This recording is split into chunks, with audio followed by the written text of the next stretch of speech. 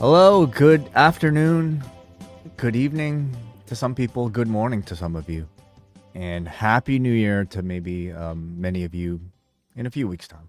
Welcome to the Wellness Policy. This is our year-end edition, and as always, for many years now, we have dedicated this final chapter of the Wellness Policies year to the post-wrestling audience. And that would include myself and my co-hosts. Okay. As always, we got Jordan Goodman here. We got Neal Flanagan. Welcome back to the show. Yeah. Happy Chinese New Year. Is that a thing still? Yes, it is. But I think you're like a month or two early for that. We don't celebrate at the same month. What's the next animal? Oh, that's a good question. I think it's a snake this year. Year of 2026. Chinese or zodiac. Do you know what you horse. are, Jordan? Horse is the next one. Horsey. Yeah. Of course. Of course. What are you, Jordan? Do you know? Probably a cock. Okay. Oh, what year? Tracks. What year are you? 85. 1985. 85. No, you're an ox. Yeah. I'm an ox. We are both oxes. Wow. We are oxen together, How Jordan. can that be? Well, how old are you, Jordan? I am 40. As of today, or as of now? Like, as of this past October. So yes, I'm currently 40. Oh, wow. Okay, man. I feel like I didn't make a big enough deal out of the 40, but I've been holding so much fucking resentment toward you since my birthday. I'm so sorry. Happy 40th. Okay. In fairness, Jordan, you didn't make much of a public thing of it. Well, what could I have done that would have been more public, Neal? You could have announced it on this show. I mean, I did send press releases to my local ABC affiliate in Baltimore.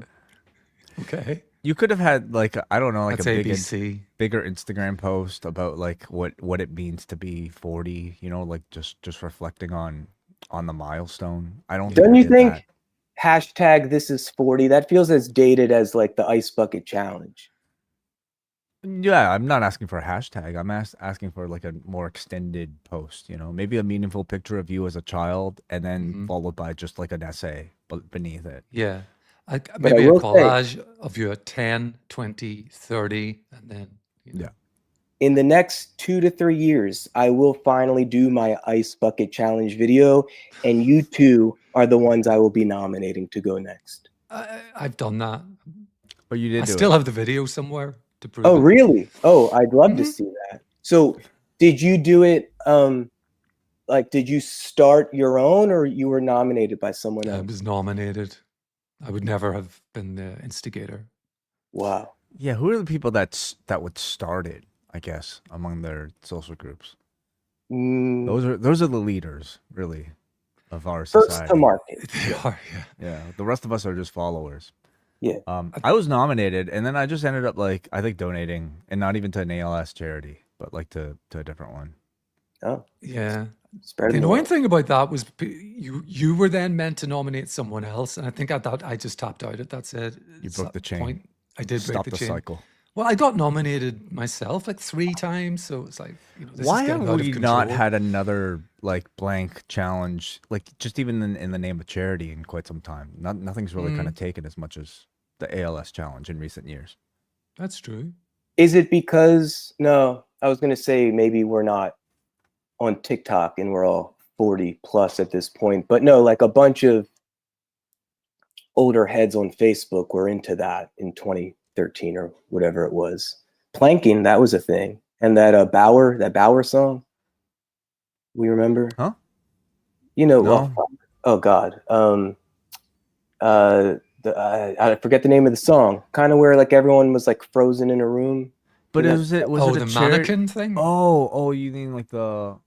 That's what I think of when I think of Ice Harlem Bucket Shake? Challenge. Harlem Shake. Yeah. Oh yeah. I couldn't remember the song, but I remember the freezing in place. But there's no charity, or I would even argue any sort of like beneficial quality to society with that. In fact, think of all the harm society, I would think say. of all the you didn't need Tide Pod? couple of years ago. Way That's I'm right. just saying, Yeah. like in the name of charity, like something like the ALS challenge. Why have people not use that? I can To confidently state that hundreds, if not thousands, of other nonprofits have attempted to do it. okay, But it's like, what was the secret sauce at that particular time that allowed that one trend to go viral? I don't know. right, Mhm. interesting. I don't know. Well, what? Okay, we don't even have to talk about the ALS challenge, but Yeah. like what started it? Probably someone with ALS and a Right, but bunch of who? ice. I don't know. I don't know. Who? Don't make me the Historian. official spokesman, yeah, historian of this Okay. ice bucket I don't challenge. remember either. I do remember it becoming like out of hand. I knew perfectly well people were not donating money. They were just doing, they were just, look at me. I'm putting But more ice. money was donated and awareness, I would argue, than if Yeah. not for it happening. So here it is. So in May 2014, Washington Township, New Jersey Fire Department posted a video on YouTube participating in the cold water challenge with fire hoses. Soon after, the challenge was brought to mainstream audiences when television anchor Matt Lauer did what was called the Ice Bucket Challenge in Oh God. 2014 on the Today Show Oh at God. Greg Norman's challenge. Now Lauer was raising money for the hospice of Palm Beach County. Okay, I mean maybe that was the first instance of it. Anyway, I read that book, Catch and Kill, I think it was called, about, like Weinstein, but also there was a big piece on Matt Lauer's evil oh, experiences. he's not a good guy. He's Oh, not a good person. I think he's long canceled. Today's Show guy, I Oh, think. I'm pretty sure it's him. yeah. Okay. Yeah. Well, that's all right. Um, we're not here to talk about that. We are here to talk about maybe that plus other things. Not just about this, but many, many, many things. Because this is, of course, our open calls conversation, and I invite all of you guys that might be tuning in right now in the YouTube room to call in at any point on the show, and we will hear from you. Because you know what, we don't really have an agenda for this one. We're here to talk about really anything that comes to mind, including well, I'd love to just kind of know what's going on with the both of you. It's been a while, I feel, since I've spoken to either of you. So, Neil, first of all, how have you been? I've been reflecting way because I'm reaching the finish line of my day job's kind of most busy period. And then we go into Christmas recess, which is just a lovely quiet time. So I don't know, a little bit like John mentioned at the beginning of Rewind to Raw yesterday. It's been a kind of miserable few days in the news, Yeah. particularly for this time of year in the run up to the holidays. So yeah, to really cheer up our audience, going to enumerate them, but the Hanukkah massacre in Bondi Beach, Australia, the Brown University shootings, and of course the horrible circumstances of Rob Reiner and his wife being killed. So that's been nasty. And I heard you, Way, say that, you don't like to get steeped into bad news. You kind of actively almost avoid too much of it, maybe. And I feel like I'm in the same boat where I like to stay well informed, generally through reliable sources, the New York Times website, the BBC website, those sorts of things rather than social media. But I tend to consume those sort of things in a text form, get myself up to date, and then not spend my day sitting in front of cable news or rolling news, kind of just Yeah. having it battered into me, how awful it all is. So that's bad. But at the same time, you see the tributes. I don't really want to, he needs no amplification. We all know who I'm talking about when I say there was a very nasty comment about Rob Reiner. Yep. But the tributes have been so glowing about this man, as a guy I really admired. I think sometimes, I know I'm rambling a bit, but sometimes when you can focus in on a particular famous individual, you feel it a little more than statistics about shootings and things like that. So like Rob Reiner's films, Stand By Me, one of my favorite films, A Few Good Men, one of my favorite films, When Harry Met Sally, probably one of the finest rom-coms ever, you know. Um, Princess Bride, they're all just tremendous. And it feels like everybody who worked with him or had anything to do with him has said only wonderful things. And that's heartwarming in a horrible situation. I've seen video messages from Kevin Bacon. You know, he got a big break from him in a fairly minor role in A Few Good Men. And many, many, many, many others, including people who were on the other side politically. James Woods, I think, said he saved his career. And has had only good things to say about him. So, you know, horrible things happen, and then you see the good parts of humanity along with the bad. And I think that's something worth reflecting on, particularly as you go into maybe a quieter time of year. I'll talk a bit more about my own 2025, maybe, you know, later, rather than dominate the conversation. You know, for me, I definitely go through. Oh, sorry. Don't know if you guys heard that. I definitely go through waves, like with my sort of connection to the news, and like maybe just over the past weekend, I just didn't, number one, really have the energy nor the time to like steep myself into the news coverage. I mean, since then I of course have a lot more interest in just the conversation surrounding like some of the ramifications of like all of those particular stories. But you know, in those moments, like I just wanted to like I wanted to know about maybe just the bare facts of what's going on. But I didn't really want to stop at the car accident, if you know what I mean. Like, Yeah. you know, I have a place to go, and I just choose to focus on like, well, either work or my kids, really. That's kind of course. you know, at present time. So, but they're terrible. As you know, the world is full of a lot of awful, and maybe, you know, the most we can do is to focus on the good, you know, at certain points. How about you, Jordan? What's new with you? Dude, I'm struggling right now. So I'm in my 480p without my microphone. Bad Wi-Fi where I'm staying. I'm in the community beach house, and ironically or coincidentally, as soon as we started going live, the fucking ice machine on this fridge has just been running nonstop. So I'm gonna try to. I'm also sick. I don't hear it now. You don't hear like a loud hum buzz of. I don't hear it. It's because StreamYard has some audio sort of like filtering capabilities. Oh hell yeah! So. Okay, I'll stay then where I am in this kitchen. Fine. I've got my fourth illness since Halloween, so I sound like shit. I feel like shit. You were sick 4 times? Yeah, I got sick like. I went to see Billy Strings on Halloween. My throat was hurting. I left early. That broke my heart. And then I think I picked up a second illness from my wife halfway through, because I was sick for like 3 weeks straight. It was getting better like halfway through, and then like it all kind of came again. And then I'm in Florida right now, and we came down for a week before going to Disney, and I was sick that whole week. Like I'm literally looking at the Atlantic Ocean right now. I've barely gone outside. The timing worked out. Can I at least see it, by the way? You mind flipping the... Can you? I don't know if the light will... Oh my God, there you go. That's gorgeous. Yeah, you see the palm trees? Mm-hmm. Yeah. See. Beach house coffee today.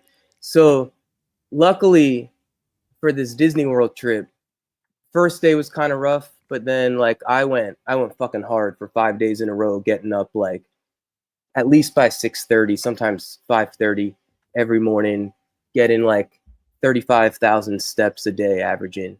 Holy shit, really? Yeah, the one day I broke my record. The one day was like 38,000 steps.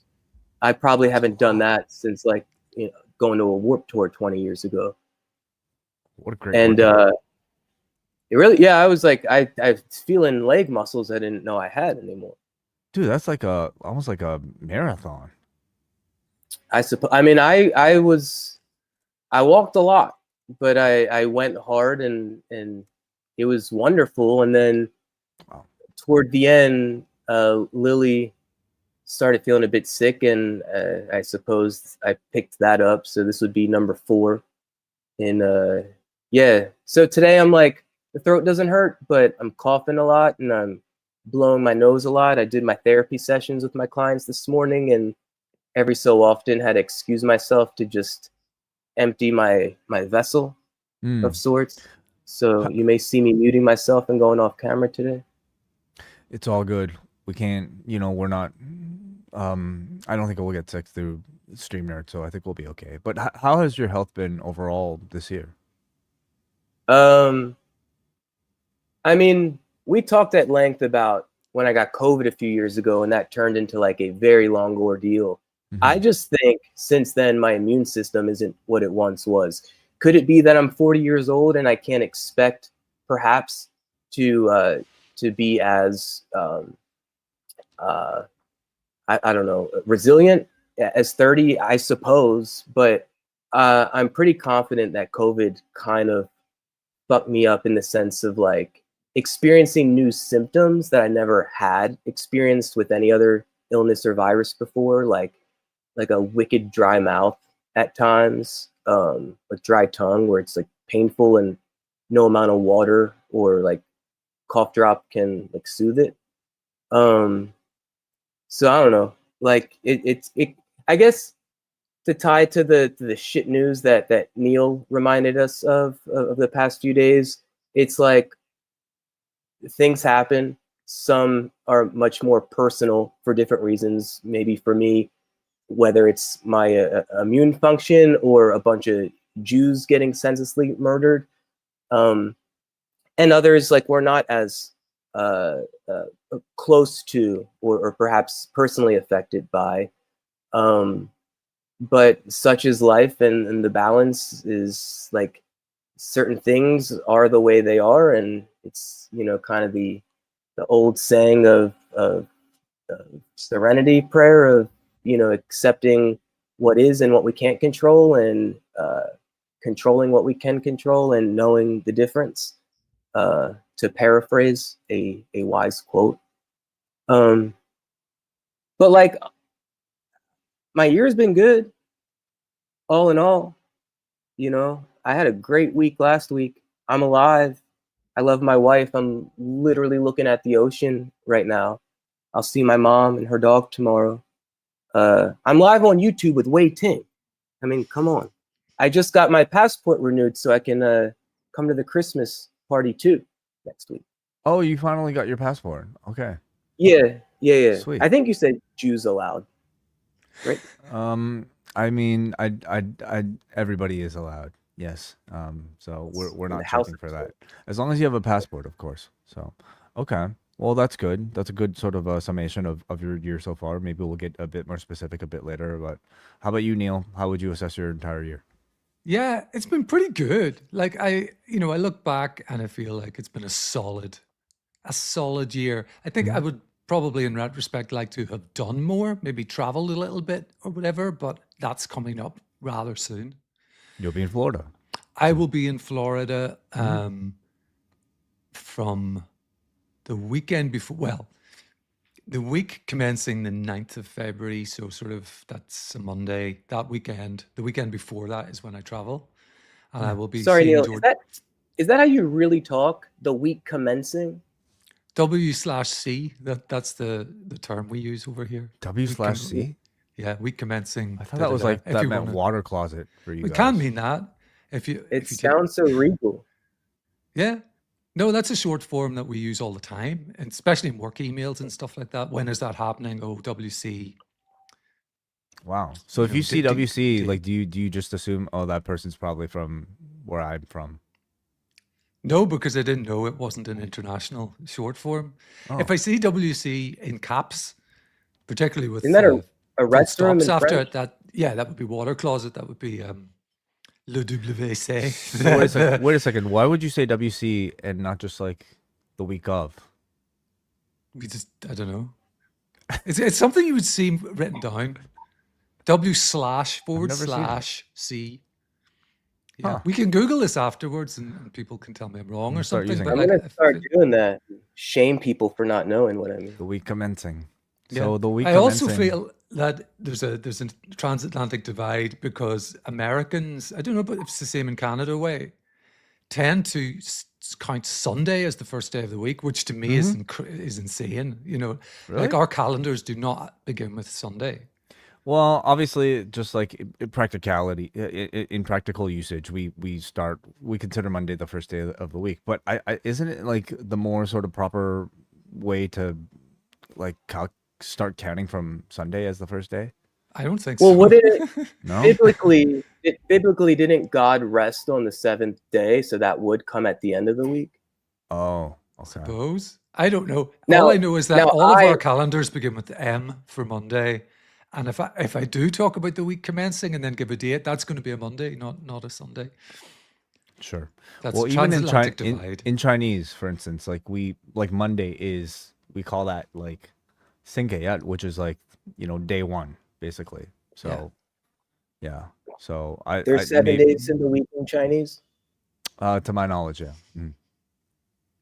Cool. Hey, yeah. Well, my particular year, I feel like, yeah, I've had a great year. I had another child, so like expanded my family, to 4, and that really, has had a domino effect on pretty much every facet. Going from 1 to 2 has been a big shift. Mainly on like my sleep, because like having just one child, I could at least manage with my current work schedule, but having 2 has been a lot more difficult. And so I think I'll probably look back at 2025 as maybe that sort of juggling act, defining it. But in terms of just like having like the presence of another person at home, and just even spending all the time I do spend with the 3-year-old, I mean it's been wonderful from that perspective. So Has Oscar come around on him? a little bit.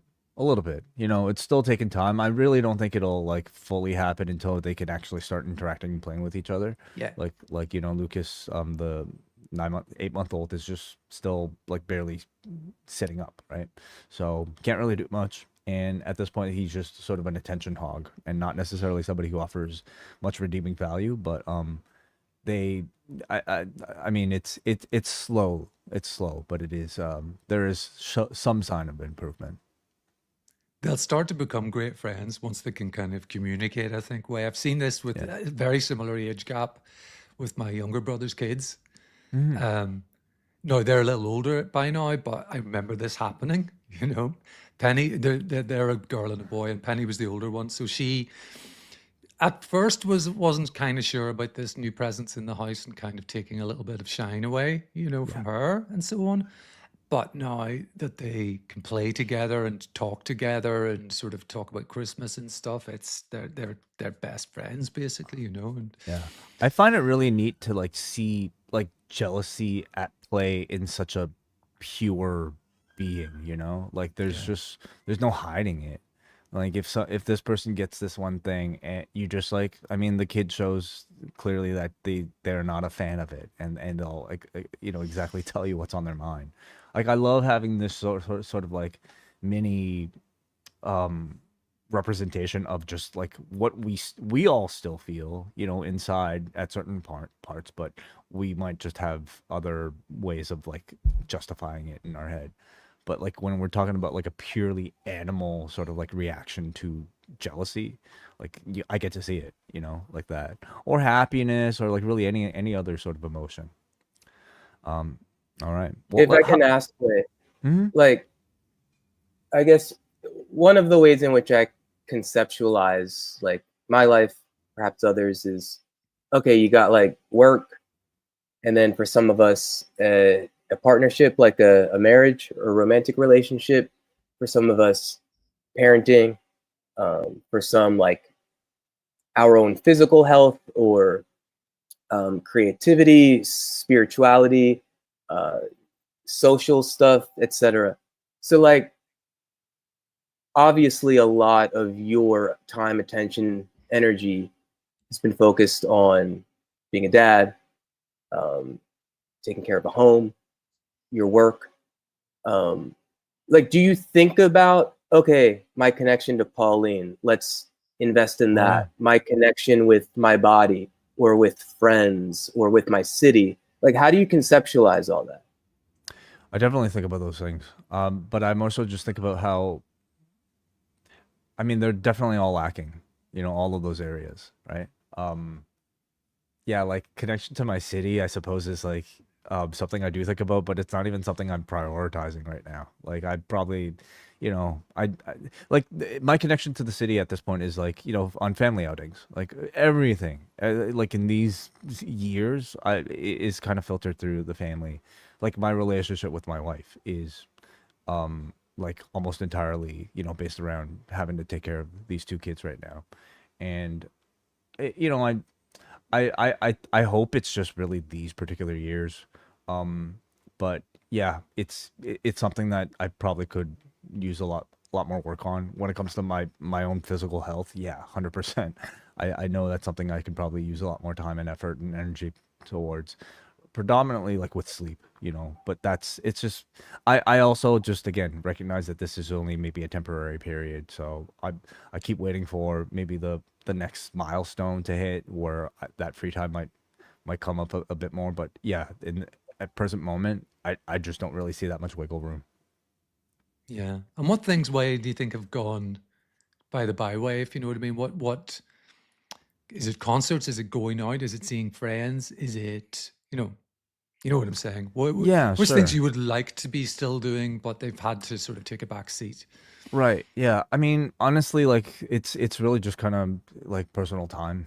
Again, I recognize all of this is temporary, and that like, yeah, years from now, I don't think my kids would want anything to do with me. I'd probably have a lot of time myself. You hear that all the time. People like kind of get their lives back. Um, so, but like, like I used to be. I mean, I am still like a big Lego fan, but like I got like a bunch of unbuilt sets. I don't even like really do that anymore. So there's that. Going out is like it wasn't even that big of an interest of mine, but like even if Yeah. I wanted to, like just even organizing a coffee with a friend is a Hmm. bit of an ordeal. There's just, you know, it's just not as simple. Nothing's ever as simple. So even catching up on a TV show is not really like I don't really have the routine. I'm watching wrestling if I'm watching anything, right? And then at the end of the night, it's just like maybe like going on Reddit for a bit, and then you're just trying to catch up on as much sleep as you can. So that's kind of just what it is. Yeah. So something like the open mic session we talked about on the last episode, the Right. jamming thing, Yep. that's a real exception to the rule, like to be Yeah. able to organize something like that. A little bit. Yeah. Like it's an outing, and number one, it would have to be a non-wrestling evening, like a night where we're not doing a wrestling show, and then two, it would.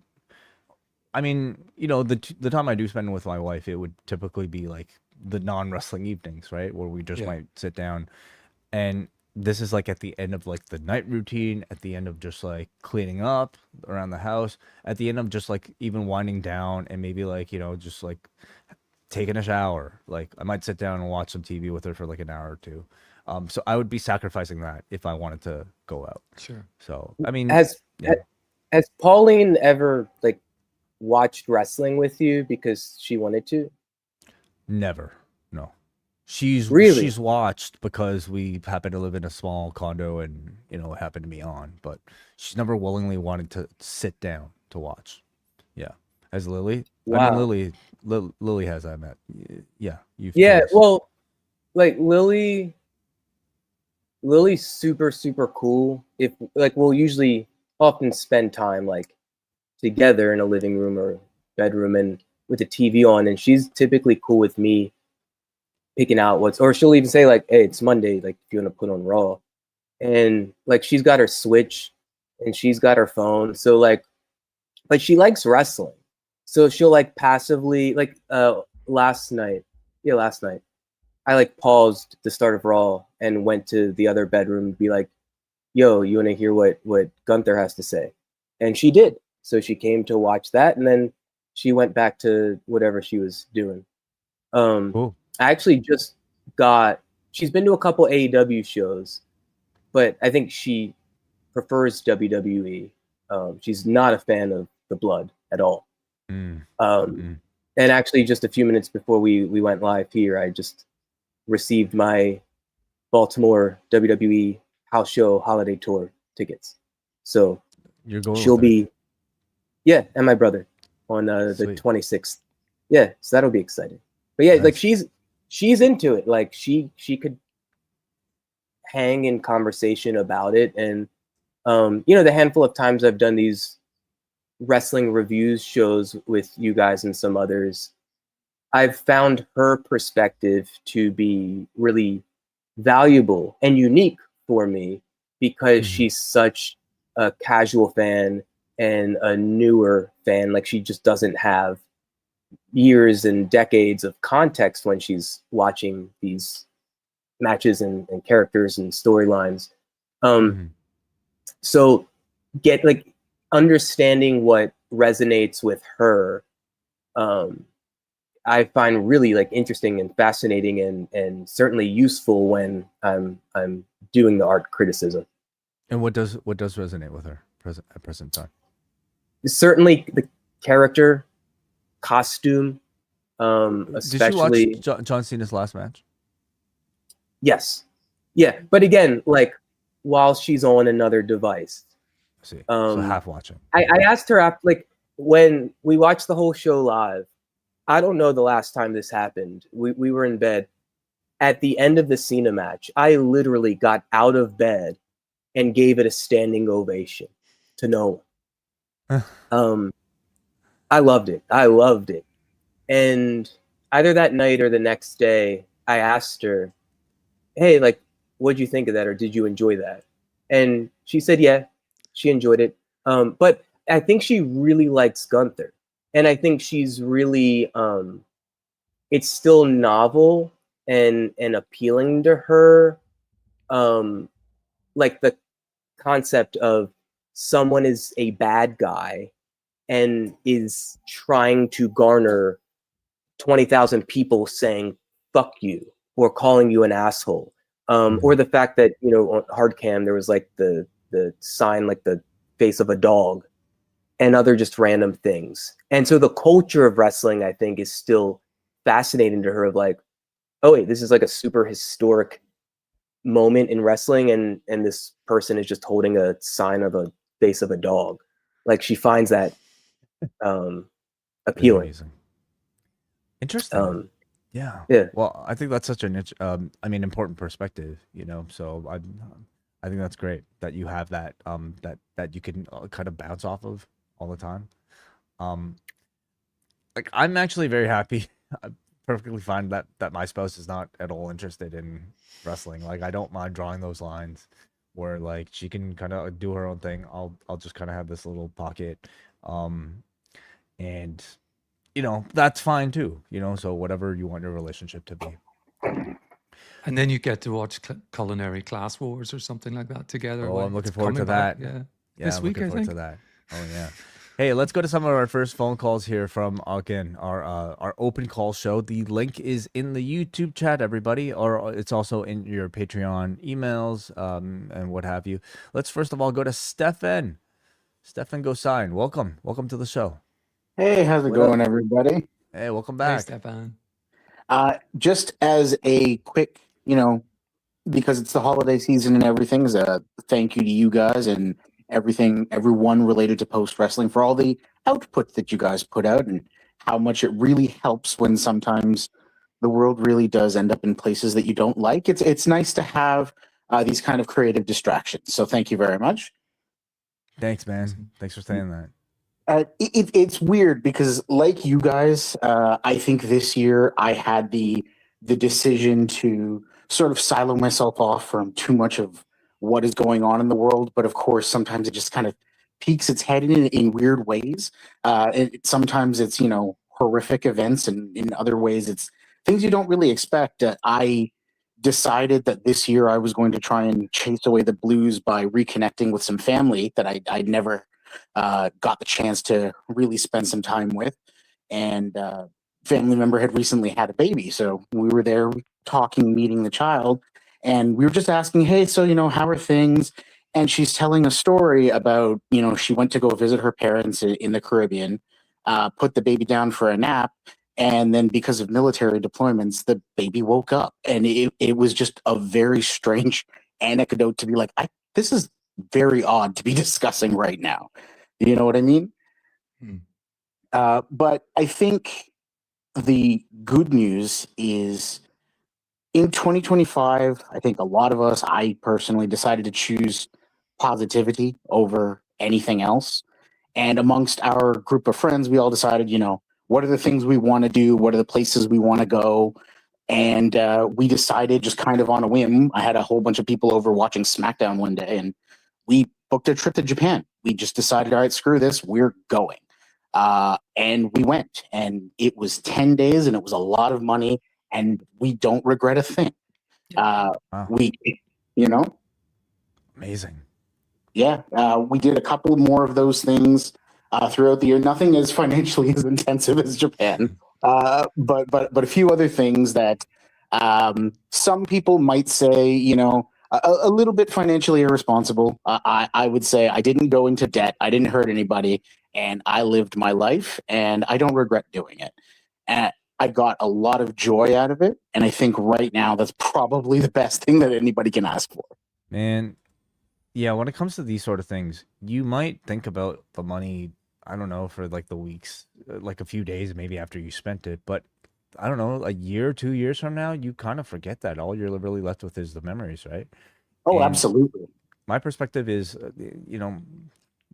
you'll get money back, but you won't get time back. You won't get that circumstance where, how lucky are you, Stefan, to be able to have friends that that you're close enough with, Yeah. that and are at least as spontaneous as enough as you to be willing to go on such a crazy trip. Like you got to take advantage of that. Oh, absolutely. And the best part, I had one of my buddies turn to me and he's like, "Hey, so listen, I want to propose on this trip, so you're gonna have to help me." So throughout all of this trip, we threaded in a proposal for his girlfriend and made it special for everyone involved. It's been months since we've been back, and my daughter is still raving about it. It's one of those things that it was a real life-changing experience, and now just for somebody so young, she's got the travel bug. She wants to go places. She wants to experience things outside of Canada, outside of North America, places that even, my wife and I have never been, but now she's interested, asking us, let's go to South America, let's go to Europe, let's go places that she suddenly now has interest in because we've opened the door to, hey, travel is a thing. Let's go and enjoy ourselves while we can. That's awesome, dude. Yeah. Anything else that might stand out that might have defined your past year that you'd like to share? I think the only thing that I will share with everybody is just the positive affirmation that no matter how terrible things are and no matter how terrible things can be, I guarantee you will always find at least one thing that will make you smile, a genuine smile at all times. So that's the only thing I'll say. That's awesome. And I think it's a really great message because without getting into politics, I don't want to get into politics with a First of all, capital thank P. you very much, Stefan. I'm going to Yeah. let you go. No from problem. here. Take care. Appreciate the Thanks, call. Appreciate you. Stefan. I know a lot of people, and whether they live in the US, whether they live in Canada, they live in Europe, who feel like it's a rough time for the news, if you like. There are Mhm. figures in power who they don't particularly like, not just in the US, by the way. There's kind of a rise of the right, I feel. And I mean the hard right, by the way. I don't mean people who happen to be conservative with a small c. That's always been there and a normal part of a healthy political scene. And I just feel like if you wind up in a oppositional state of mind Yeah. always, Mhm. then you're let's just go with Trump. Say then your next 3 years are going to be miserable if all you do is sort of focus on what he says and does for 3 years until his term is up. By all means, stay informed and stuff, but yeah, I mean, I just think there's still such goodness in the world, and there's some really kind and lovely people of all political stripes. And like Stefan said, it's just he's right. You know, there's the positivity of it all is still out there. The people you love, the people you're friends with, people in your family that you can connect with. I speak as somebody who doesn't have a romantic partner or kids, but I still have people who are really important to me, and I'm important to them. And I think that, you know, being able to lean on those people and have a laugh with them and stuff like that is great. And just one more thing to speak on the travel thing, you know, just to reemphasize that I'm really looking forward to seeing Jordan in his element in Florida, and also being, because we've never met. We've had a couple of near misses, but he and I have never been in the same space, which feels strange because he's now one of my closest pals. And also, though, I'll be leaning on him. I'll be using him, so to speak, for his Disney knowledge, because this man is now a complete and total and utter expert on how to plan a day in the Magic Kingdom, where to start, where to go next, what time you should be where, etc., etc. You know. See, Hey, wait, man, did you hear he used the P word with me finally? I'm his sorry, I missed that. pal. Oh, pal. Okay. Is That's that a a big UK step. term? Pal? I suppose. All right. Well, we commencing, February, however much you guys can Ninth. confirm that palship. You know what? That is also one of the, I think, benefits of something like a vacation, right? You know, it gives you like something to look forward to. That Yes. could be like months, and that in itself, I think, provides some sort of value, beyond the actual trip itself. Don't you think? Any sort of thing to look forward to. Could be like a party, could be like somebody's wedding, could be WrestleMania for some people, could be I don't know, last day on the job, first day on the job, like just having something to get you closer to that sort of finish line, whatever that may be for you. Yeah. I would say Absolutely. also particularly midwinter, which is, I mean, early February is weather-wise, is just a horrible time of year where I live. It's probably the worst part of winter. Florida is not guaranteed to be sunny and warm at that point of the year, but it's much more likely to be mild, at least, than here. You Plus, I'm spoke. going to get to meet the Mandalorian and Darth Vader and stuff. So you spoke a little bit about what, like, just like a lot of sort of division, I guess, certainly among politics, but really among anything. But like, do you think over the past year, do you see the world having any sort of like closer mutual understanding, or do you think we've only gotten further? I'm afraid where I live, although it's kind of a split personality because I live in Ireland, but also in part of the UK, there has been a big rise in the popularity of a political party called Reform, which is led by a guy called Nigel Farage. I don't know whether you guys have ever heard of him, but he's sort of Trump adjacent. He certainly goes over to the States and attends rallies with Trump and stuff. And that's been somewhat disheartening to see, because this guy is not a nice person, and his political party is doing really rather well. But I don't know. Why do you think it's doing well? I think there's a general reaction against establishment or politics as usual that seems to be spreading all across the sort of West. And so I mean in Western Europe and across North America too. In fact, if I'm right, and you can correct me on this one, Way, really, if it hadn't been for the anti-Canada movement coming from Donald Trump, Yep.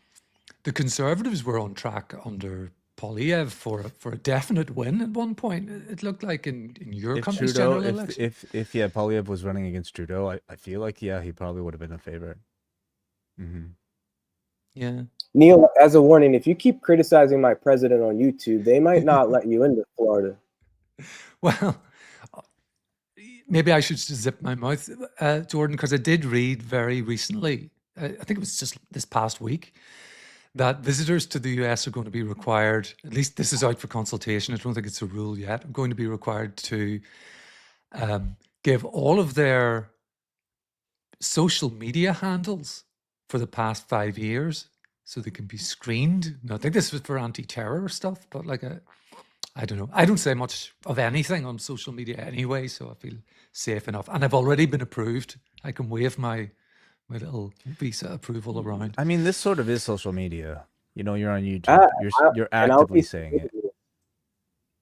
You what? I will be submitting this to my federal government.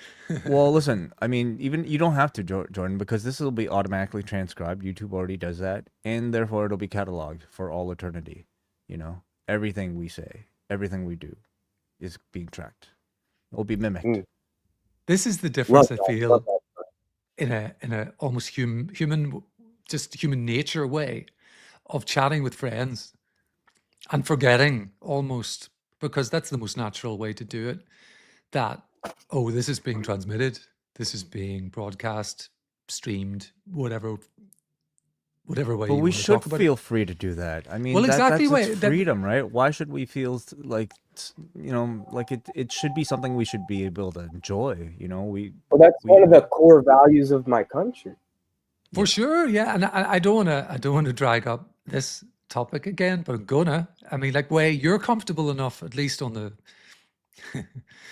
on the cafe, to talk about my vasectomy. medical procedures and stuff like that, you know, and then have those not ridiculed, but what's the word, caricatured in shorts by the great digital editors you've got.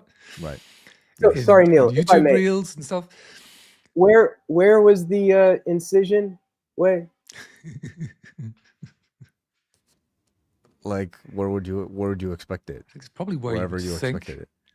Yeah. Like in, I don't know, like in like your scrotum, or probably not the tip of your dick. Like where? Yes. Yeah, your suspicions are correct. Yes, it is. It would be that. The scrotum, The ball sack. the ball sack. The Yeah, ball that's- bag, Okay. as we That's like the to say. technical term for it, I believe. That's another did they not- transatlantic was there- difference. Ball bag. Was there like a Huh? I don't know if I'm delayed or not. Was there like a topical numbing and then like a shot of There was Novocaine? most certainly a numbing. Yes, I don't think they do that without those agents these days. And then are they going like straight for like an actual like testicle or just like the sac? No. It's a tube connecting the testicles. Ah, The vas Interesting. deferens, if I That's remember my right. high school Yeah. biology The correctly. vas deferens. Yeah, I believe those get Oh. severed. cool. Yeah. Well, I you're will- fully I will you're fully say- healed and comfortable way. You can, I'm good to you go, Can sit yeah. where you like. You can sit on a motorbike. Like tomorrow. honestly, it was a pretty. I mean, maybe a little bit of discomfort for a few days, but then otherwise, I'm good. Yeah. So Yeah. you can like, is it like a phantom orgasm now where like nothing No. comes out? Oh, okay. So you still come. No, There's just no. no sperm. That's right. Yeah. Okay. Cool. I suspect you knew Sure. the answer to all of those questions, Jordan, before you asked them. No, I genuinely did not know. Yeah. No, there's no shame in it. Yeah. No, it's like I guess it cuts off the sperm from your ejaculate. Are you happy with a more vivid Okay, description? so are sperms still created, but they're like piping is now blocked off? Truthfully, I feel like I should know, but I almost choose to not know. Like I even like the day before the operation, I actually watched some videos of like, or at least like like 3D model, like, things of like what exactly is going on. And I almost kind of regret that, because like part of me is Yeah. just like, I'm just gonna sit there, you do your thing. I'd rather not know about what's under the engine, and then I'm just gonna take my car and go. I almost prefer that. Because, like, while in the operation, yes, it was dumb, but, like, I had a sort of mental visual of what was going on, and that almost bothered me. So there are certain things where I'd rather just not know. And if Yeah, you truly but- wanted to know, maybe, you can Google it afterwards. I relate But, to like- that way. Like in roughly 10, 15 years ago, my memory's beginning to fade as I age. I got LASIK surgery to correct short-sightedness or nearsightedness, as you guys would call it. And This has been a show full of the differences between the UK and across the water. But I looked up how it's done, and they make this, a laser cuts a flap from the outside of your eye. They lift the flap. They then, use another laser to reshape the cornea underneath. Then they put the flap back and put a contact lens over it as somewhat of a bandage. And I watched all this on YouTube and then thought, what the fuck am I doing? But so yeah, on that score, I'd much rather have just sat in it's something like a dentist's chair, basically, had my eye numbed and gone through it, and rather not have seen exactly what's involved. You can see that I'm wearing glasses now, so my far sight is still really good. But as I've aged into the sort of reading glasses and screener type specs. So I need these for the computer, and I need glasses for reading nowadays, for reading a book. But generally out in the world when I'm driving and stuff like that, I don't wear specs. Oh, cool. But to the point of like looking for the good amongst misery that we can also focus on, like whether it's a vasectomy or this LASIK surgery, like what a miracle that a handful of humans along the way identified how all of this circuitry works, created like tools and procedures to the point where it's now like considered routine to operate in these ways. And at least for both of your countries, like I assume a social system where you guys don't have to pay for that. Yes, I have to pay a bit.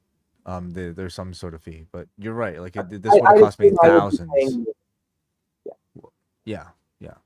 Sorry, you're getting cut off. I'm not getting all of what you're saying, but I get the gist of it. You're absolutely right. Like technology is incredible. That we should really be appreciative of.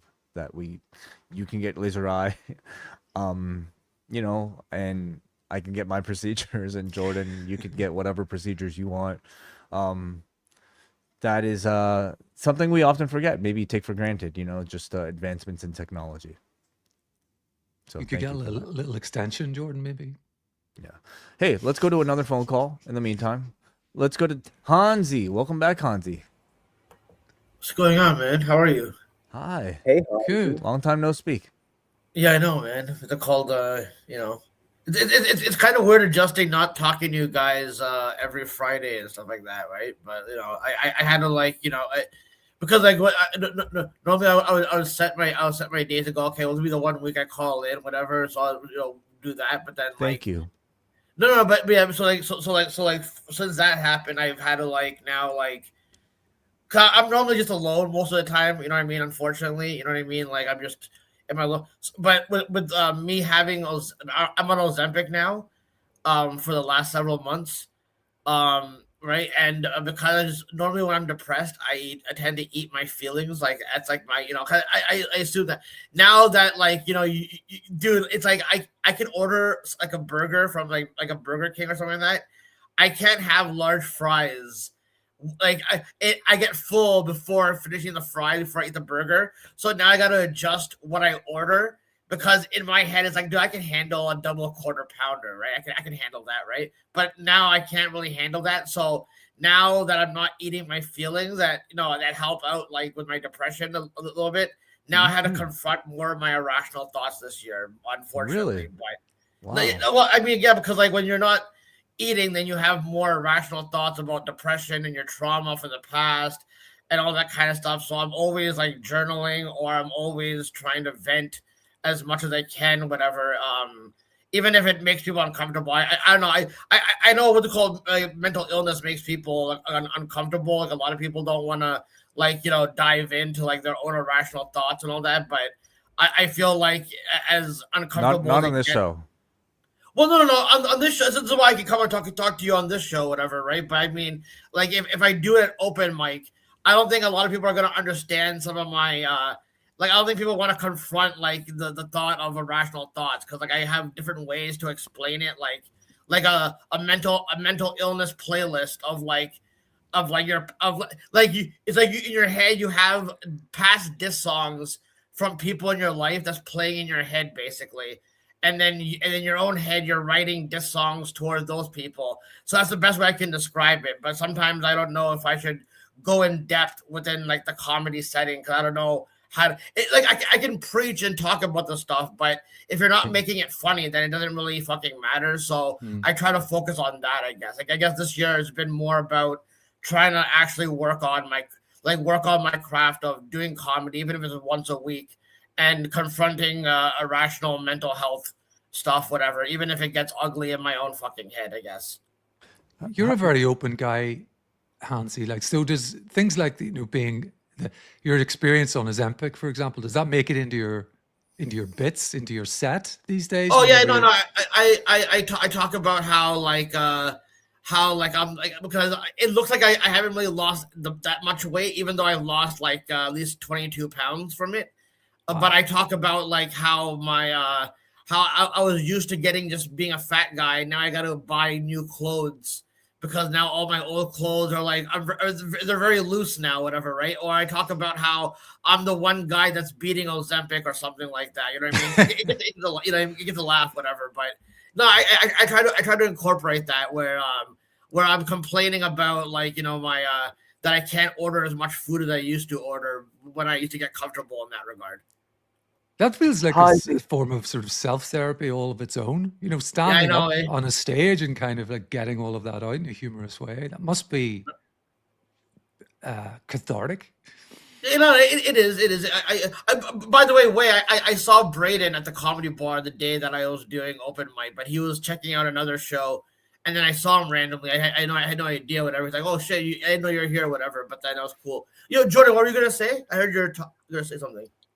So, like, it seems like you've been doing this comedy thing with some sense of regularity. Like, what skill development have you been like learning or noticing? Like, do you feel like you're improving over time? And if so, how? Well, when I get to the open mic, I don't get to go there as often, right? Like I don't get to go there as often as everyone else who's grinding on the scene.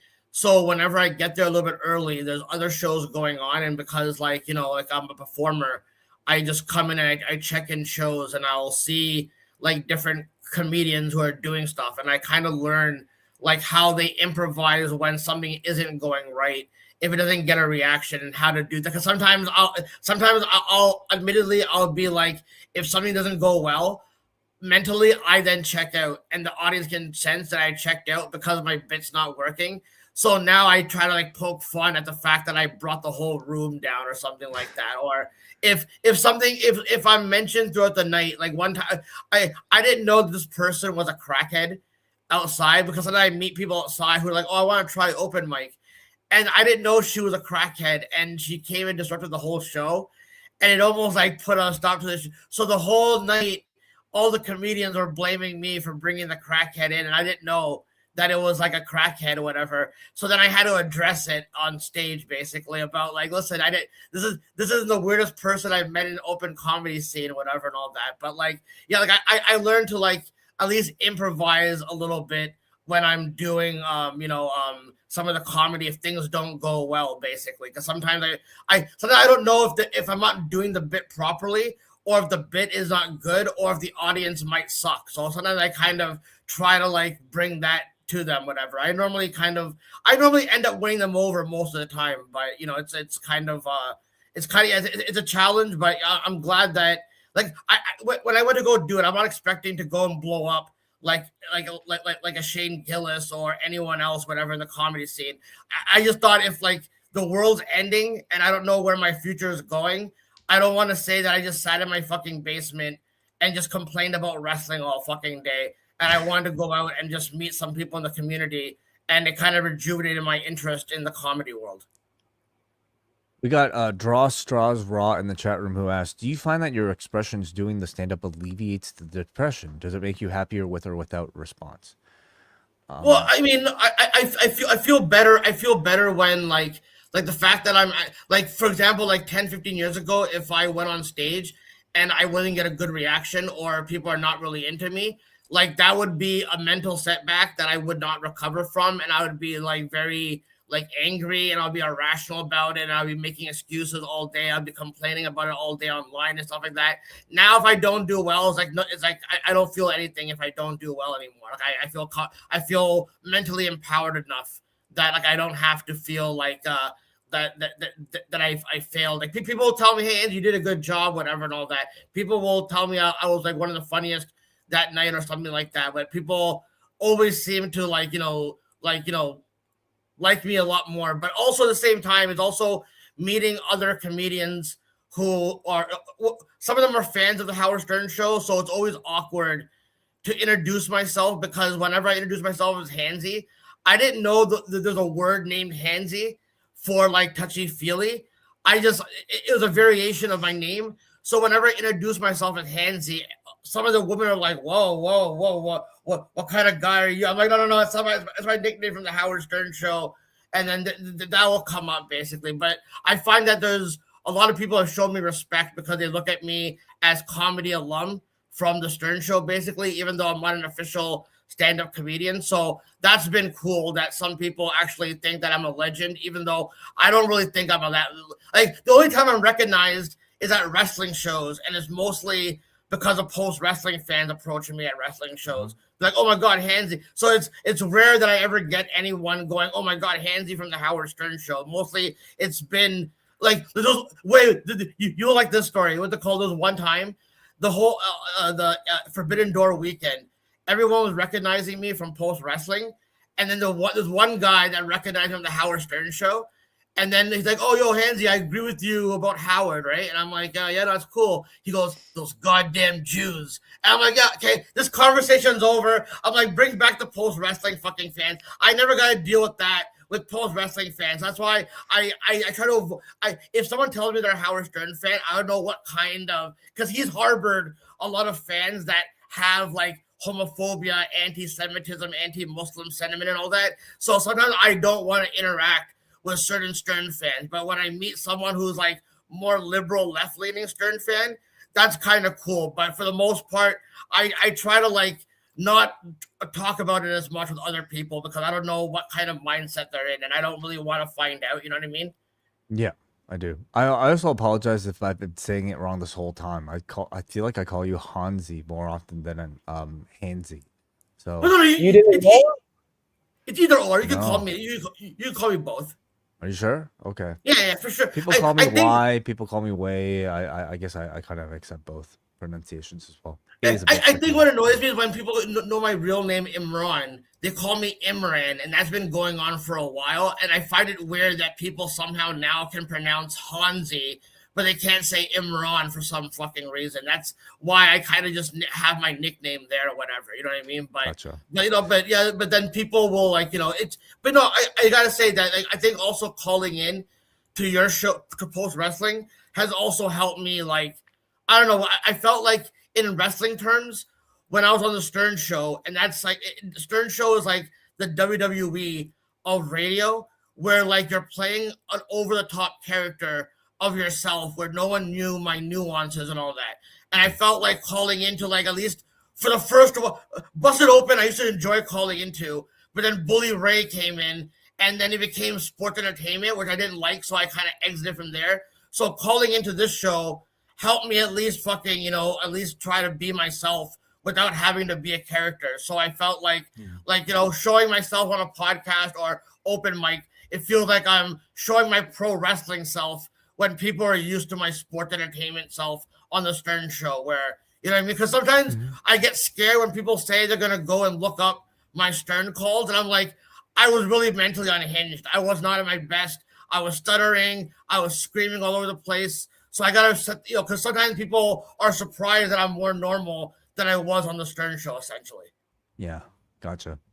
I Hey got man, you. thank you very much. I want to say, even though I don't get to talk to you guys as often, whatever, I want to say that I've enjoyed past year content, and I'm glad I got to talk to you in this setting, and I'm always glad to call into this show, whenever I can. So happy New Year, and hope for everything for the best for all you guys, man. Thanks a lot for opening the phone lines, man. Peace out.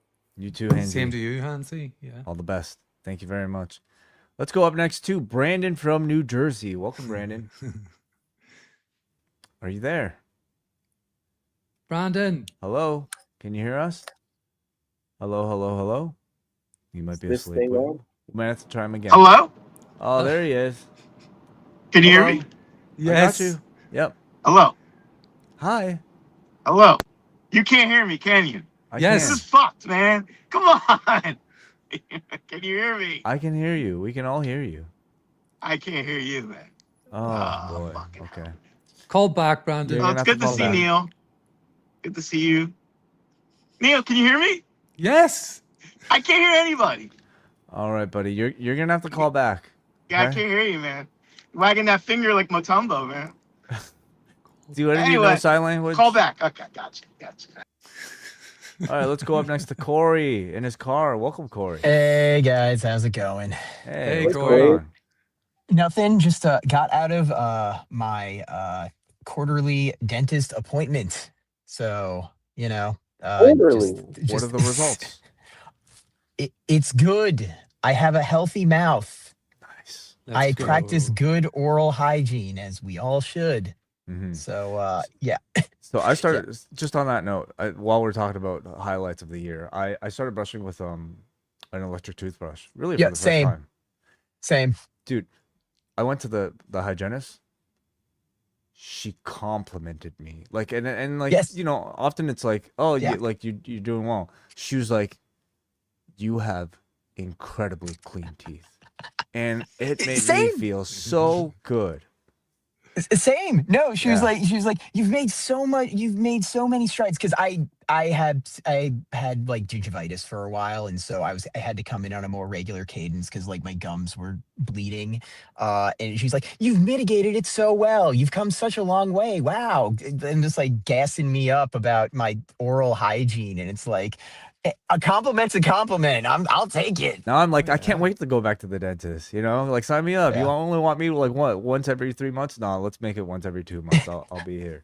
Hey, Yeah, Wai, exactly, what is it? exactly. One But of those. yeah, no, just wanted to call in because it's I always love looking back on the last 12 months of my life, of everyone's lives. I always like getting like weirdly retrospective about stuff. I think that a certain level of introspection is good, maybe not too navel gazy, but hey, it's important to look at your life critically. Yep. Yeah. And how was yours? Tale of two halves, I'd say. First half of my year, it was pretty good. I booked a couple of shows this year that I was very proud of. One in particular in March that people still come up to me at shows and talk about. The people that performed there, they now are like people that reach out to me and trust me about like potentially booking them in the future. That's something I really hang my hat on. And through like that particular show, I made a bunch of like friendships that have lasted throughout the year, and it's been fantastic to like meet people whose music and art that I have looked up to for many years. So to see them now is not only just sort of like an artist that I respect, but a peer. That's something that's like I can't describe that feeling. Was this your first show?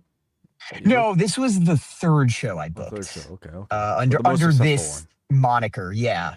Cool. Yeah. So and that was really something. Second half of my year, not as great. Especially like the summer. I went through a lot of like interpersonal relationship stuff that is not something I want to air out on a podcast, but just really like some like Are you sure you real can call them out right now? yeah, You know? no, I'm good. I'm good. Yeah, just some real like lot of crossroads in my life, like what's the term, nighttime of the soul type shit. That like I was, for the first time in my life, I think I could describe myself as like depressed.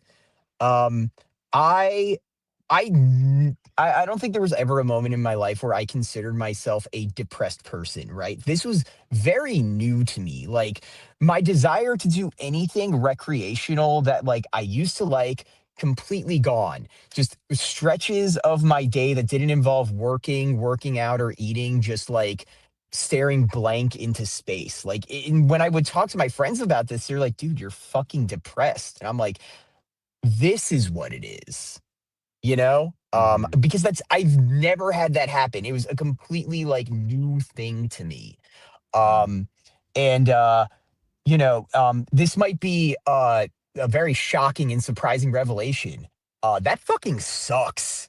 Like being depressed fucking sucks, man. And it wasn't until like I really got like proactive about like my state, because it all hinged on like very important like interpersonal decisions that I was just like balking at. And spoilers, not spoilers, Jesus Christ, what the fuck am I saying? No, big thing about all this was that a lot of it was spurred on my therapist dying. And there were moments where I'd be like, man, I really wish I had a therapist to talk about this with. Oh, he's dead. And it's very easy to kind of say, hey, look, just do the work and get another therapist. This was a guy I had been seeing since I was a teenager. This is someone who I have known longer than most, if not all of my friends. Like someone who is very, very much like grew up with me. I had been seeing him on and off since I was a teenager. He knew me when I was in high school. He knew me right after I graduated college. He knew me in my 30s. Like so many important life milestones this guy has kind of chronicled in his head, and he's dead now. I still have his last text he sent to me. That's a fucked up thing to look at, right? sorry. Like, yeah, no, it's fine, it's fine. I've been processing it, but it was one of those things where I really was thugging it out for a while. But around the end of the summer, I finally just kind of like had to put my feet in the ground and be like, all right, I gotta, like, I can't live like this, and came out of it on the other end, like just completely reborn. Like it's such a horrible fucking cliche, like I sound like a fucking Hallmark movie, but really, like, man, it's night and day. Like it was truly night and day. Like I felt like I was like a person for the first time in like 5 months. It was nutty, the difference in just like mental clarity. What was that first step you took when you recognized you had to do something, and then what was that first thing you did? So my whole thing was, a lot of this hinged on finding the right moment to talk with this person about what was going on in my life. And over and over again, I found that there was like no good opportunity, and maybe that was actually true, or maybe I was making it up. But there just happened to be this very like kind of like moment of clarity and very much like frank talking between both of us, where I'm just like, fuck it, this is the moment. I just have to do it. And I just like white knuckled it and just said, hey, I need to talk to you about something really important. It's kind of been weighing on me for months. And we got it out of the way. Hey, guess what? I made it worse in my head than it was in real life. Many such cases. And on the other end, I slept better than I had in a very long time. It's really just like having to be proactive about like my situation, and really like being like, I've been kicking my own ass for like 3 to 5 months. Like just I have to do something, and I'm so glad I did.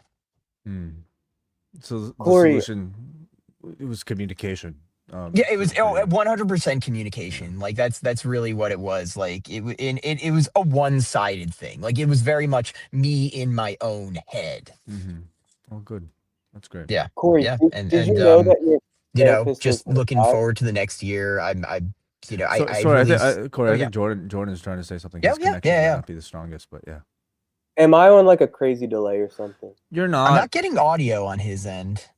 You can't hear Jordan? No, You talk? Mic check. 1, 2. I'm not getting audio on my end. It was similar with Brandon also. That's really strange because we could hear Jordan. You can hear Jordan, right, Neil? Yeah. So, Jordan, why don't you ask your question? We'll try to tell it to Corey. I was wondering if Corey knew his therapist was going to die, and if so, if that became part of the treatment process. So, Corey, did you know your therapist was going to pass, and did that become part of the treatment process? Yes. So he had been in and out of hospital for a while with cancer.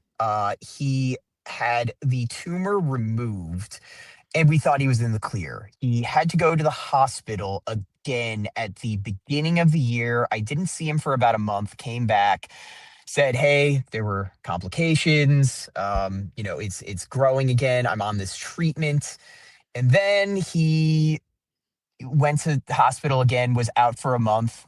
And then the day we were supposed to have our first session back, he said, "Corey, I am going to be very frank with you.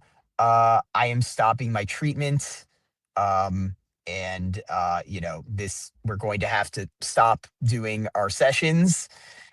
And it was our last phone call. And a week later, he died. Damn. So that's how it happened. It was, I when I saw the earlier phone call from him, I knew, all right, something's happening here. And in the moment, I was fine. It was really like later in that day when like our history um kind of dawned on me. And I think that's really like the thing that continues to kind of like really shake me, is that this is someone I built like a genuine history with. And now you can say, a lot of people can say, "Oh yeah, no, I have a history with this doctor. I'd been seeing them for a couple of years." This is a person I'd been seeing for about 2/3 of my life. Yep. That is a capital H history, in my opinion. Like, the most formative years of my life were spent talking to this guy about the most formative years of my life. Mhm. It's just you don't meet a person like that very often. Even if you do, you're not necessarily in the space where you can perhaps talk about the subjects that I'm sure you've talked about with this person, Yeah. and you're not in a space where you can critically analyze what you've been through the way that you would have been able to with this person. I mean, they're therapists by perhaps trade, but they're clearly a lot more than that Yeah. to you. Yeah. I went to this guy's funeral. Mhm. He asked for my phone number to give to a colleague of his. I went to his funeral. Mm. Yeah. I do consider this guy like a friend. I mean, how could you not? I mean, yes, it was a transactional relationship, but at some point, like, you have to have a connection with the person you're working with. Um, yeah, you know? I mean, you've been going to therapy for a long time, but like, like most of your life sounds like. Yes. But like, are you able to maybe describe what it's been able to do for you? Like how Yes. it's 100%. yeah. I can talk about the general thesis behind my therapy, because it's kind of been the same my whole life, which is the major thesis behind my like interactions with my therapist is the idea of advocating for myself.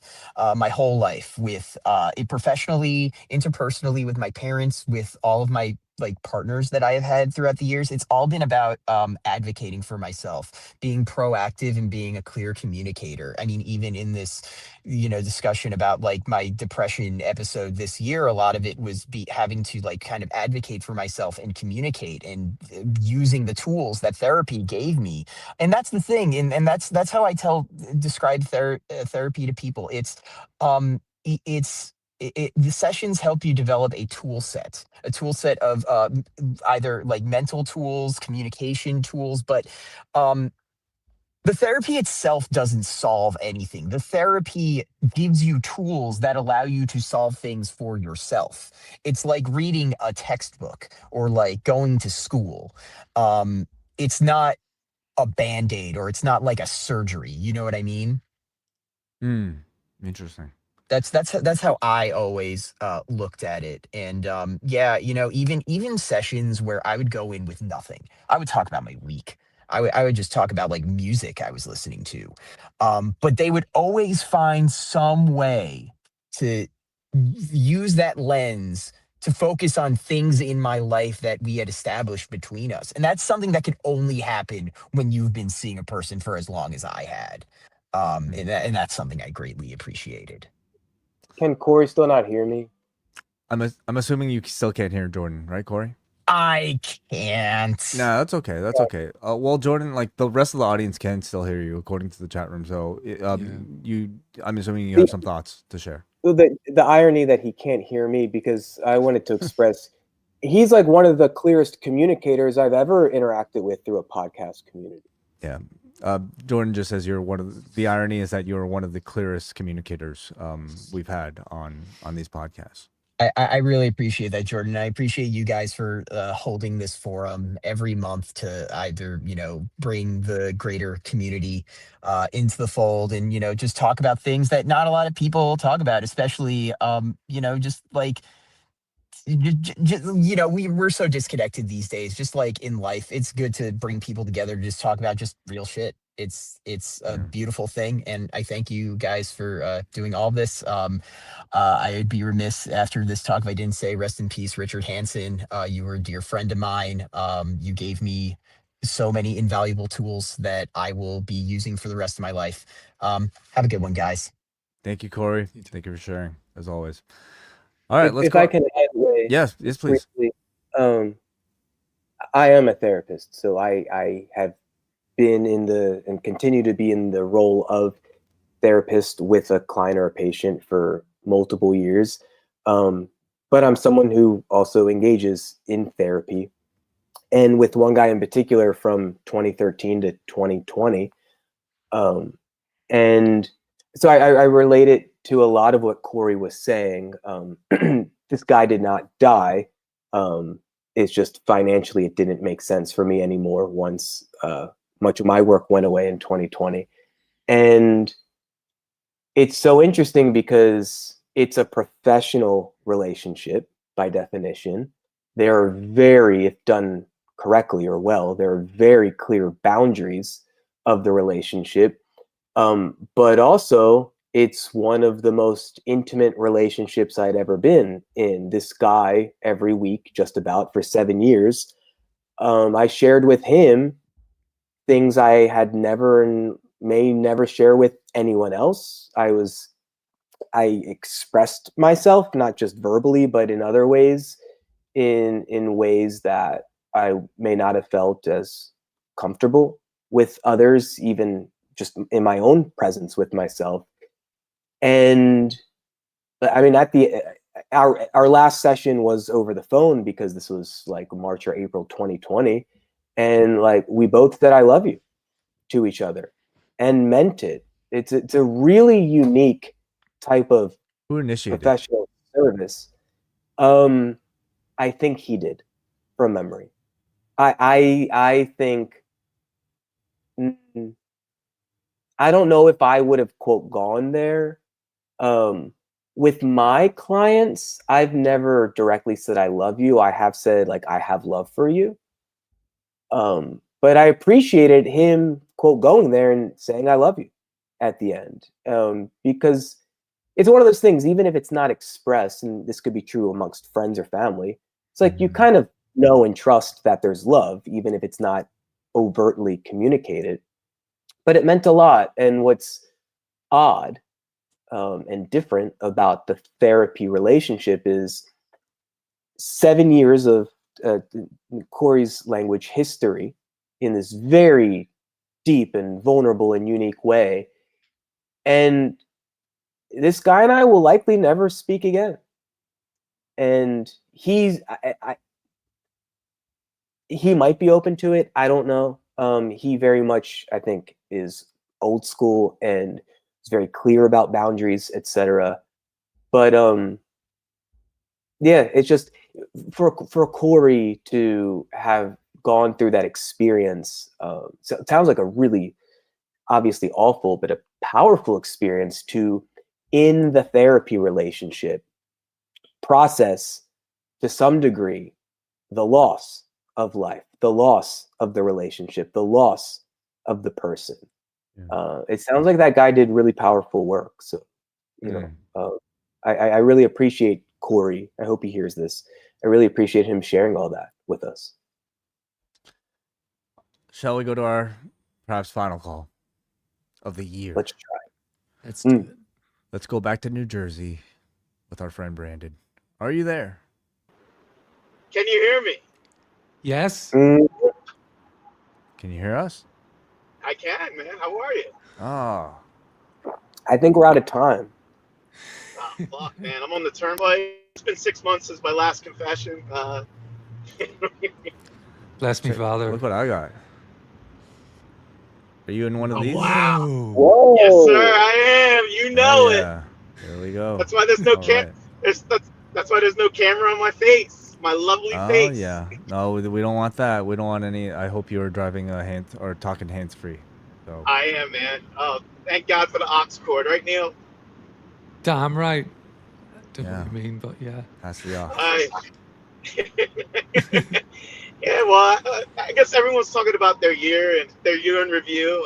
My 2025 campaign started hot at the beginning, you know, in a relationship, and then it kind of got mid towards the middle, you know, got out of that relationship, and then got into another one, and then got out of it, and now we're careening towards the end of 2025, and I'm feeling kind of mid right now, but otherwise, good to be here.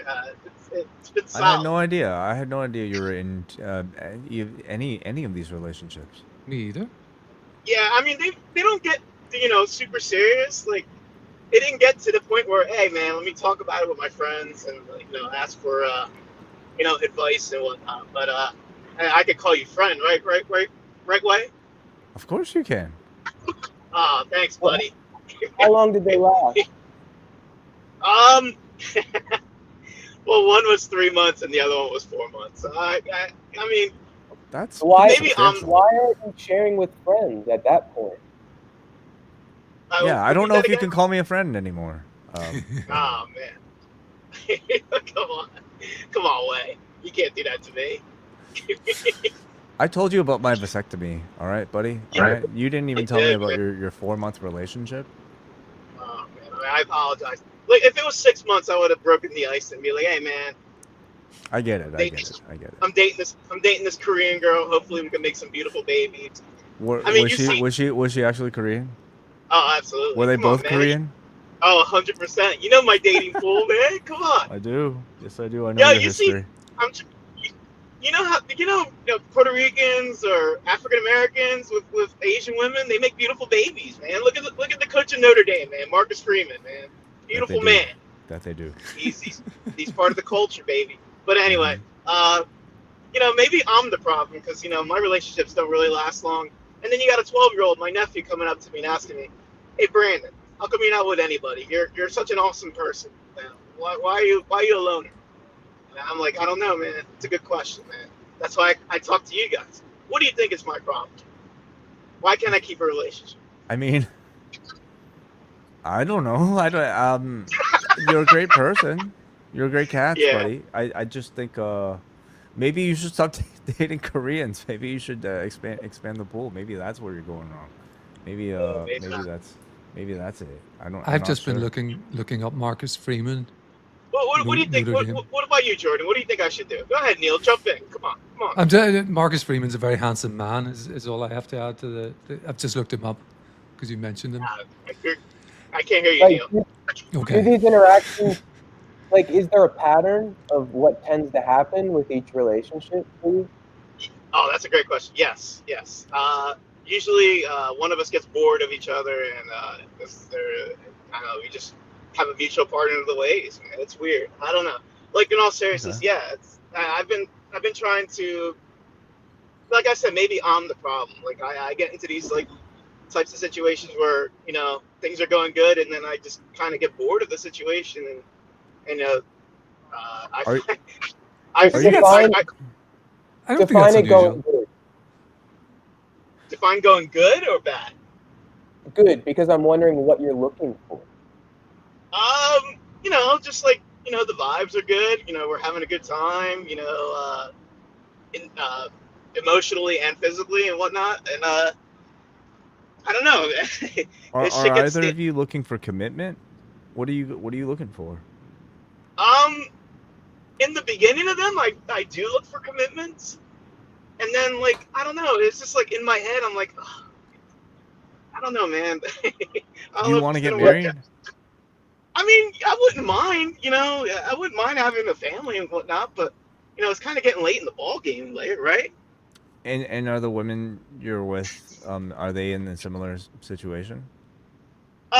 Usually they're either like divorcees and they're jumping out of situations, or they're kind of younger, well, not super young, but you know they're like you know not really digging the commitment issue or whatever. They kind of want to do their own thing. So So for some of them, like they just it's you just might be like, hey, like let's do this for a few months. I just got out of a marriage. Like, is that yeah, it? yeah, pretty Okay. Are much. you Well, able that's to good too. establish that like at the jump? Like I've been in situations where, you know, even sometimes before the first date, it's clear like, hey, we're not interested in like something like monogamy. I know for Lily, after I don't know a couple of months of dating, I had a kind of check-in conversation of like, hey, how do you think this is going? And like just trying to get a sense of are we aligned or not, and if not, then what's possible or not from this point forward. Like I'm wondering, are you having those kinds of conversations?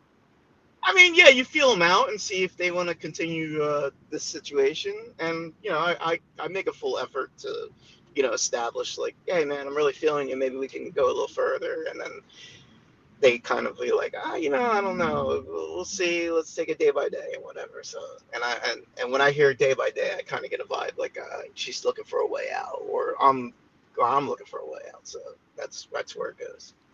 What do you mean you get bored? That's a good question. Like, I just get bored of the situation. Like, I'm like, yeah, we're doing the same thing over and over again. Like, can we do something different or Why whatever? don't Like, you? um, because I'm not creative like that. I suck at being creative like that I'm sometimes, creative. and like I said, that maybe I'm the problem. Maybe I have to What think what does outside. what does what does doing the same thing over and over look like? Uh, well, I don't know. I think this is kind of a fair. Going to the same places to eat and stuff like that. And going to the same shows or going to the same type of movie or whatever. It kind of gets stale, or kind of get bored in the bedroom too sometimes too with the person. I mean, it's both ways. She gets bored of me, and I maybe I in turn get bored. I don't know. That's usually the gist of the situation. So you don't get excited thinking about like doing like novel things with the person, like going on a trip, or I Oh, don't know, like we never really it never really got that far. Like, oh, you should go okay, we're going on a wrestling trip. You yeah. want to tag along and whatnot. Hey, It you never want got. to high five Hiroshi Tanahashi in the front row? You don't. So I mean, like, it just doesn't sound like you're that into, or at least like they might not be that into you, or you might not be that into them to take things Yeah, further.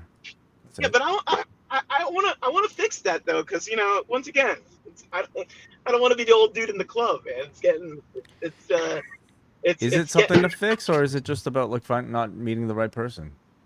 I would love to meet the right person. That'd be outstanding. Like, cause being in these streets at my age is kind of rough, man. Are you having these types of conversations regularly, or only when we go live and you choose to call in? Um, like, am I talking to somebody about these situations? Yes, I am. Okay, 100%. okay, well that's good. I Can mean, you I hear haven't talked to me? you guys in Can you well, still not hear me, Brandon? besides other avenues that we Okay. talk with each other. I don't know what's up Uh, with StreamYard. I don't know why. Yeah. It's a shame because I have all the answers. Neil has a lot he wants to say to you, but for some reason he can't hear you. You can't hear him.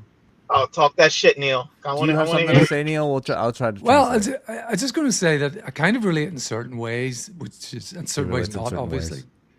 Because I'm Oh, older. nice, Neil. I'm on my Salute. He's own. older. Yeah, it's rough out in them streets, dude.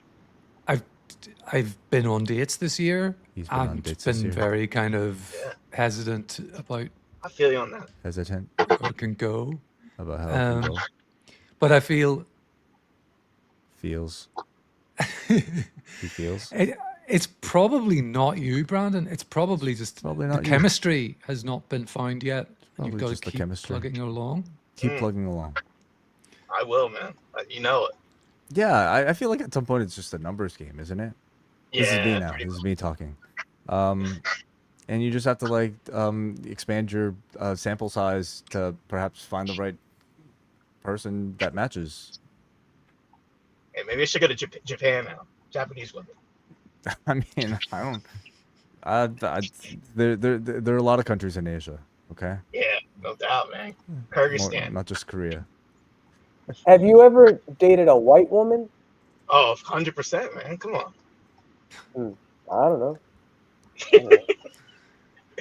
Gotta love that milk. Gotta respect that milk, man. Hey, it worked out for me. I know, man. Hey, God bless you guys. You guys are a match made in heaven. Mm-hmm. Yeah, they are. I'm a milk. I'm a purveyor of milk. I got no qualms about being a milk bandit. Respect. Yeah. Hey, listen. Wait. I talked to my brothers about their vasectomies too. They tapped out at two too. So they show mutual solidarity for you. But I told them I'll never do it and I'll never pull out. I'll always pull out. That's my advice to people not getting vasectomy. Okay. Maybe that's advice. the problem with these women. You keep pulling out. Yeah, I think it's time for us to pull out of this phone call and this podcast. Thank you for ending the year on a great note, Brandon. I love you guys. You guys mean the world to me. Neil and Jordan, you are solid people. I love what you bring to the wellness policy. Wai Ting, amazing run you had, new kid. And you gave up at 2. You're done. Love you, man. Love you, man. You're Thanks, the man. best. We love you, man. You are too. Thanks. Appreciate it. Okay, bye-bye. How do you hang up on this thing? See you later. Hang up on me, man. How do you hang up? Like this. Bye-bye. All right. Thank you, Brandon. Thank you, Wow. everybody, for calling in. I think that's it. I think we're done with the calls for the year. One more thing, Wai. Yeah. Is it a rotary electric toothbrush that you've got, or one of those sonic ones? I'm interested. What's the difference? One of them sort of oscillates. Uh-huh. You know, like it's a circular head. that Okay. spins. No, I got a sonic one. The one that just like shakes, like vibrates. Yeah. Awesome. Yeah. those are really Like good. a rotary Floss. phone. Of course, you got to floss too. That's a part of my routine Yes. as well. Me too. And little interdental sticks as That's well. right. That's right. Game changer. You know, I hear a lot about water picks. I don't know if any of you have water picks. I don't No? feel the need. A floss, I use the sticks and I've got a good Not toothbrush. as good, Neil. That's enough. Not as good. Yeah, My not as mom good. dates a dentist. Oh, well, yeah. There you go. What does he recommend? The water pick. I'm trying to sell us on that. Mm-hmm. Well, listen. 2026, the Yeah, year of they the got to water make these pick. things cheaper. It's too expensive. And that wraps it up on this On this that week's bombshell. edition of the Wellness Policy. Thank you, Jordan. Thank you, Neil. Thanks to everybody who decided to call in. And again, like we aim to talk about a variety of topics, and I think that is what we achieved today. What did you learn? What did you each learn from today's show?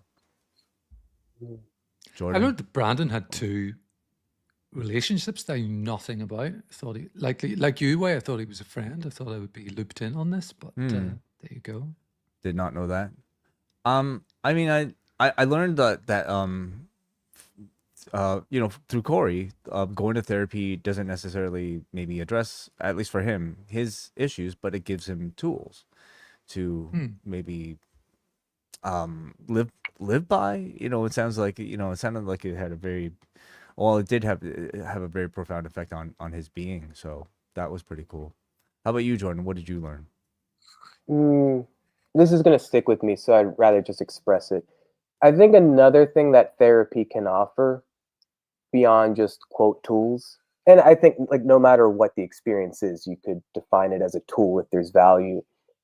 The therapy relationship can sometimes offer you a human to human experience in a relationship that otherwise you may not have experienced before, thought was possible, thought was thought you deserved, etc. For instance, there's certain experiences I have with my clients where I normalize certain things. Maybe it could be as simple as I'm that interested in hearing more. And their experience of that gives them, let's say, at least a lived experience of what could be possible next time in any other relationship. So it can certainly, in more of an interpersonal based way of doing therapy, it introduces people to what can be possible when previously they may never have experienced it or thought they deserved it, etc. So it kind of, you know, as they continue navigating dating or friends or even figuring out who their next boss might be, it hopefully opens them up, raises the bar of what's possible, and maybe creates clearer boundaries of what they're not willing to tolerate next time with the next person. So I just wanted to offer that. What did I learn? I learned. Now I apologize, Wai, but I'm not visualizing your ball sack per se, but the idea of a surgical incision happening. Don't know what it says about me, but I find great There delight. are videos. You can watch it. Not of me, but there are I don't want to. videos of it. I don't know if I want to, but theater of the mind is, at least my mind, is much more satisfying, you could say. All right. Well, thank you, Jordan. Appreciate that. Thank you, everybody, for listening, and we will be back next month. You think 2026 Yeah, for a new why edition not? of the Unless Wellness we're Policy. cancelled. Do it again, and you know, maybe there's a topic, maybe there won't be. Whatever. You will choose to listen or not listen anyway. It doesn't matter. We don't care. Talk to you guys later. Bye-bye. Bye.